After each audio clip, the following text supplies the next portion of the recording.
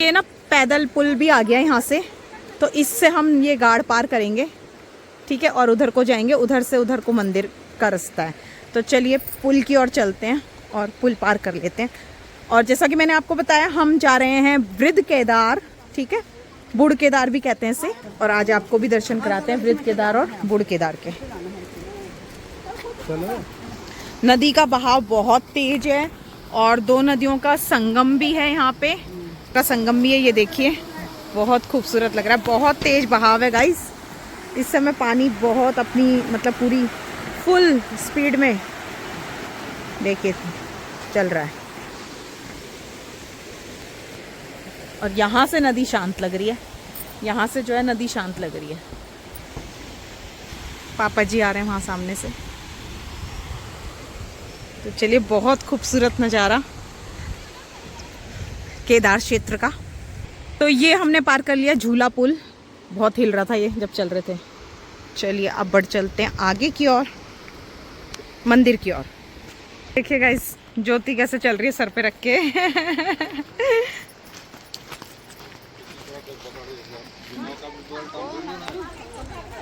संगम है पता है ये फ्रेंड्स। यहाँ पे ना जेसीबी से काम भी चल रहा है और ये देखिए कितना बड़ा घना पेड़ है।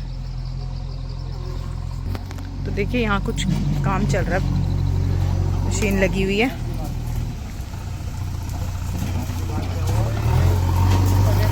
और मंदिर के मुख्य द्वार तक हम पहुंच चुके हैं। ग्राम पंचायत अफौ वृद्ध केदार में आपका स्वागत है, यहाँ पे लिखा हुआ है।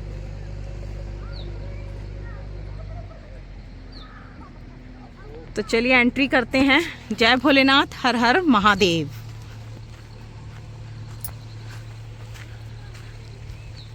ये देखिए एंट्री कर ली हमने गेट से, ठीक है। पीछे से मम्मी और भाई आ रहे हैं और बढ़ चलते हैं आगे मंदिर की ओर। आपको भी दर्शन कराएंगे भोलेनाथ जी के। देखो देखो हमारा पन्नू हमारे साथ चल रहा है, हमारा पन्नू पन्नू हमारा पन्नू। देखो यहाँ पे हम पहुँच गए हैं मंदिर के पास। तो फ्रेंड्स हम ना मंदिर केदार के मंदिर पहुँच गए हैं। सामने आपको मंदिर दिख रहा होगा। ठीक ठीक ठीक। कृपया जूते चप्पल यहाँ उतार दें। मंदिर तो उधर ही होगा ना, क्या पता, मेरे ख्याल में तो यही होगा फिर।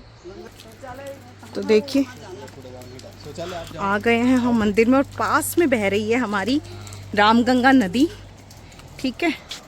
और देखिए यहाँ पे कुछ इंस्ट्रक्शंस भी दी गई हैं, साफ सफाई का ध्यान रखें और जूते चप्पल उतारें, ठीक है। देखता हूँ। जय भोलेनाथ। और ये है सुलभ शौचालय भी बना हुआ है यहाँ पे, सुविधाएं हैं, बहुत सुंदर मंदिर है। और कुछ मेरे ख्याल से रहने के लिए भी व्यवस्था यहाँ पे है। गंगा का किनारा देखिए, ये देखिए बहुत सुंदर लग रहा है।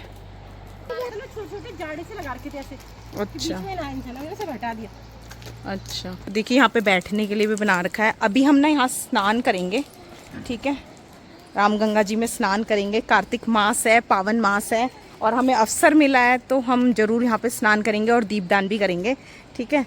और देखिए यहाँ पे धूनी भी है, ठीक है, धूनी है।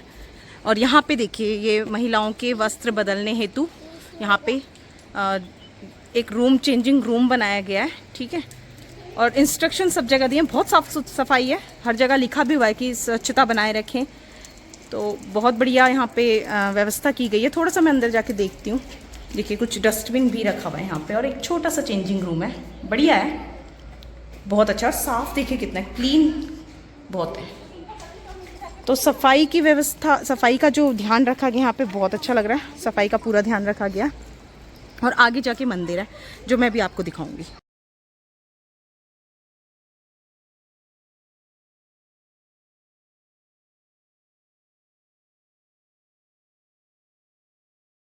तो राधे राधे दोस्तों, इस समय हम हैं केदार के मंदिर में। यहाँ वृद्ध केदार मंदिर जो है वो है। और वृद्ध केदार मंदिर में हम लोग यहाँ पर भगवान भोलेनाथ जी के दर्शन करने आए हैं। तो उनके विषय में जो भी है वो मैं पंडित जी से पूछ के आपको बताती हूँ कि पंडित जी इस मंदिर के बारे में और भोलेनाथ जी के विषय में क्या जानकारी हमें मिलती है उन पंडित जी से, ये मैं आपको बताती हूँ। तो चलिए थोड़ा सा मैं आपको दिखाती हूँ। तो फ्रेंड्स, मंदिर में ही एक बोर्ड है जिस पर मंदिर के विषय में संपूर्ण जानकारी दी गई है। तो वहीं से पंडित जी ने हमें इसकी सारी जानकारी जो है वो बताई। तो देखिए, इस बोर्ड में ही लिखा हुआ है कि मंदिर में एक धरणुमा शिला है जो अपने आप ही यहाँ पर प्रकट हुई है, मतलब कि स्वयंभू है। और इसका जो ऊपरी भाग है, मतलब कि सिर, वो पशुपति नाथ में है, और जो निचला हिस्सा है, मतलब कि पैर, वो केदारनाथ में स्थित है। और कालांतर में इस स्थान पर धड़ की पूजा की जाती है। किंवदंती के अनुसार ये भी मान्यता है कि कुमाऊं के सल्ट स्थान में एक गाय जो थी वो यहाँ स्नान कराने के लिए भगवान के धड़ पर आती थी और वहां आकर अपना सारा ही दूध जो है वो शिला पर दे देती थी। जब गाय के मालिक को ये बात पता चली, उसने पीछा किया कि गाय दूध क्यों नहीं देती है घर पे। तो उसने पीछा किया तो उसने देखा कि गाय जो है वो एक शिला के ऊपर अपना दूध जो है वो डाल रही है। तो बस यही उसने जब देखा तो उसने एक हथियार से गाय पर वार करना चाहा, और जब उसने गाय पर वार किया तो उसके हिस्से हो गए। जो एक हिस्सा पशुपतिनाथ में नेपाल में है, सिर का हिस्सा, दूसरा निचला हिस्सा जो है वो केदारनाथ में है, और तीसरा हिस्सा जो है वो यहाँ धड़ के रूप में रह गया। तो जैसा कि आपने देखा, स्कंद महापुराण के मानस खंड के 5वें सोपान में इसका उल्लेख श्री वेद व्यास जी के द्वारा किया गया है ना। तो उन्होंने बताया है कि ऋषि श्रेष्ठों में जो विनीता और रथवाहिनी के बीच में कश्यप नदी के बाएं भाग में जो है वो ये मंदिर महादेव जी का है, और उनका पूजन करने से मनुष्य कोटि यज्ञ का फल प्राप्त करता है और शिवलोक को प्राप्त होता है। तो इसीलिए इसकी बड़ी मान्यता है, इस मंदिर की बड़ी मान्यता है। ठीक है, इसकी स्थापना, और जो भी यात्री बद्रीनाथ के लिए कुमाऊं क्षेत्र से मतलब पैदल यात्रा करते हैं, वो सब भी मतलब यहीं से ही अपनी यात्रा का, स्नान के बाद अपनी यात्रा शुरू करते हैं बद्रीनाथ धाम के लिए। और जब बद्रीनाथ धाम से वो यात्रा करके वापसी आते हैं ना, तो उस समय भी वो जब वापसी आते हैं तो उनका अंतिम पड़ाव भी यही वृद्ध केदार मंदिर होता है, और वो इसी मंदिर से अपना जो यात्रा का समापन होता है वो करते हैं। मतलब कि यात्रा का अंतिम पड़ाव उनका यही माना जाता है। तो देखिए, काफ़ी महत्व है इस यात्रा का, केदारनाथ की यात्रा से जुड़ा हुआ है ये। हाँ जी, यहाँ भागवत कथा होती है, वहाँ आगे सामने व्यास गद्दी बनी हुई है, जय श्री राम, व्यास गद्दी भी बनी हुई है, और यहाँ पूरा भागवत का आयोजन किया जाता है। तो देखिए, काफ़ी महत्व है, केदारनाथ मंदिर से जुड़ा हुआ है। सिर हाँ जी, सिर पशुपतिनाथ में है और पीछे का हिस्सा जो है वो केदारनाथ में है। धड़ की पूजा जो है, हाँ, और धड़ की पूजा जो है वो वृद्ध केदार मतलब कि यहाँ पर होती है रोजाना। हाँ जी, अच्छा, दाल भात का भोग लगता है, पंडित जी बता रहे हैं यहाँ रोजाना दाल भात का भोग लगता है। ये देखिए, स्नान में आज यहाँ पे ये देखिए, ये कुछ सावन मास में पूजा पाठ कुछ हो रही है सावन की। और ये देखिए मंदिर का ये, ठीक है, ये देखिए नंदी महाराज। तो इस तरीके से इन्होंने, ये देखिए भागवत में जो कथा के सुनने लोग आते हैं उनका यहाँ पे सब चित्रण जो है वो यहाँ पे किया गया है। आप देख सकते हैं, बहुत बढ़िया तरीके से चित्रों द्वारा यहाँ प्रदर्शित किया गया। रंगारंग कार्यक्रम जो होते हैं वो भी होते हैं हमारे कुमाऊं क्षेत्र के, ठीक है। और ये देखिए सब इसके विषय में जितना भी है, देखिए तारादत्त शर्मा जी महासचिव यहाँ के, टीकाराम जी प्रधान पुजारी यहाँ के, ठीक है। काफ़ी सभी का मतलब यहाँ पे यहाँ के सदस्य जो हैं, जो भी पुजारी सदस्य हैं, सभी का वर्णन यहाँ पे दिया हुआ है। तो बहुत सुंदर तरीके से यहाँ पे चित्रों के माध्यम से ये भी दर्शाया हुआ है, ठीक है।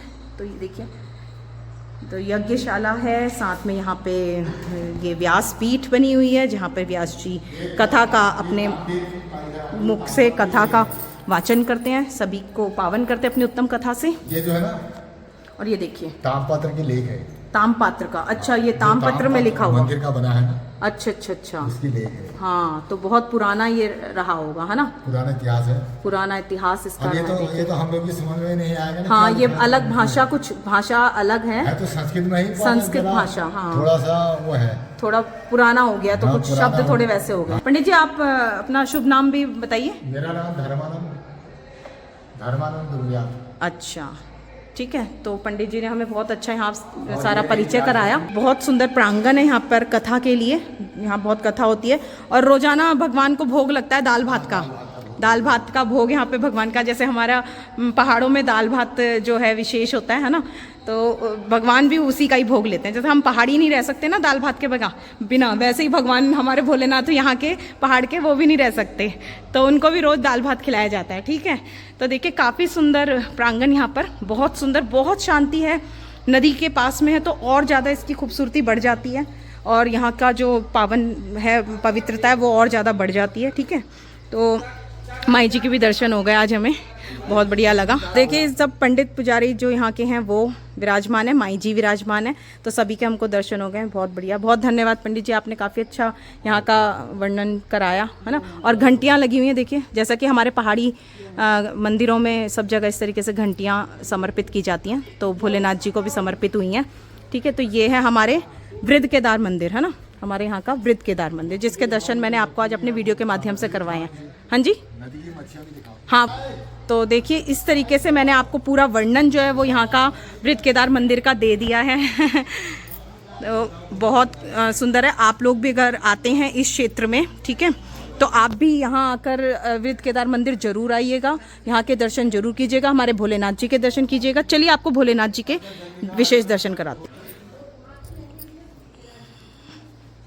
तो ये है हमारे भोले बाबा जी, तो दर्शन कीजिए हमारे भोले बाबा जी के आप सभी मेरी वीडियो के माध्यम से। तो पूरा केदारनाथ वाला फील आ रहा है यहाँ पे, है ना, आप देख सकते हैं। तो चलिए, जय भोलेनाथ, हर हर महादेव। और ये देखिए धूनी भी बनी हुई है, बरगद का पेड़ है। ठीक है, तो चलिए फ्रेंड्स, दर्शन हमारे बहुत अच्छे से हो गए हैं वृद्ध केदार जी के, केदारनाथ जी के, भोलेनाथ जी के। और अब हम यहाँ पर ना मछली आपको दिखाती हूँ, यहाँ पे काफ़ी सारी मछलियाँ हैं नदी में, तो नदी में मछली दिखाती हूँ आपको। और देखिए साथ में यहाँ पर ना कुछ श्रद्धालु और आ गए हैं स्नान करने के लिए। तो ये देखिए यहाँ पे आए हुए हैं। कहाँ से आए हैं आप लोग, कहाँ से आए हैं? शालदे से ही, पास से ही मतलब। अच्छा, तो देखिए ये देखिए कितनी सारी मछलियाँ आ गई हैं। इन्होंने वो डाला ना, अभी दाना दिया मछलियों को, तो ये मछलियाँ, बहुत सारी मछलियाँ आ गई हैं। देखिए गाइस, मछलियाँ देखिए, देखिए देखिए कितनी सारी मछलियाँ, बहुत मछलियाँ। देखिए कालू भी आ गए हैं। झबरू भी आ गया, कालू। नदी का व्यू। फ्रेंड्स, बहुत अच्छे से हमारे दर्शन हो गए हैं वृद्ध केदारनाथ जी के। ठीक है, और अब हम जा रहे हैं आगे की ओर बढ़ते हैं। देखिए फ्रेंड्स, यहाँ पे जो मैंने आपको बताया था ना कि मशीन आई हुई है, जेसीबी आई हुई है, तो यहाँ पे ये जो जितना भी नदी के किनारे यहाँ पे साइड में ये बना हुआ है बगड़, तो यहाँ पर ना मेला लगता है। तो कार्तिक पूर्णिमा के समय ना यहाँ मेला लगता है, उसी की यहाँ पे तैयारी की जा रही है। तो हमारे वृद्ध केदार जी के यहाँ पास में बगड़ में कार्तिक पूर्णिमा का मेला, जिसकी तैयारी अभी से होने लगी, क्योंकि पूर्णमासी अब ज़्यादा दूर नहीं रही है, तो बस तैयारियां शुरू हो गई। तो ये भी मैंने आपको बता दिया है साथ साथ, देखिए। और इस समय धूप भी बहुत ज़्यादा हो गई है फ्रेंड्स, तो हम लोग बस धूप को यहाँ से, धूप वाले रास्ते को पार करते हुए, बस यहाँ बीच में एक बहुत बड़ा बरगद का, नहीं कौन सा पेड़ है, आम का पेड़ है, कि बहुत बड़ा आम का पेड़ है, जिसकी यहाँ पे बीच में बस थोड़ी सी छाया है, बाकी सारे रास्ते में थोड़ी धूप तेज हो रही है। हालांकि अक्टूबर का महीना है, लेकिन ना दिन के समय में धूप लग रही है तेज, और गर्मी भी लग रही है। गर्म कपड़ों की उतनी ज़्यादा दिन के समय ज़रूरत नहीं है, सुबह शाम की हल्की हल्की ठंड है। तो बस आगे रास्ता तय करते हुए हम पहुंचते हैं मेन रोड तक, और वहाँ हमारी गाड़ी खड़ी है। तो वहाँ हमारी गाड़ी खड़ी है, बस वहाँ तक पहुँचते हैं और उसके बाद चलते हैं आगे के सफ़र में आपको ले चलूँगी और एक और दर्शन कराऊँगी। आप बने रहिएगा वीडियो में साथ में, ठीक है। देखिए छोटू चल रहा है मेरे साथ, छोटू मेरे साथ पैदल चल रहा है, इसको पैदल चला रही हूँ ताकि थक जाए अच्छे से। आज का ये जो व्लॉग है इसे मैं यहीं एंड करती हूँ, और मिलते हैं आगे एक और इंटरेस्टिंग व्लॉग के साथ। तब तक आप लोग अपना ध्यान रखिए, खुश रहिए, स्वस्थ रहिए, व्यस्त रहिए, हंसते और मुस्कुराते रहिए। Till then bye bye, Radhe Radhe दोस्तों।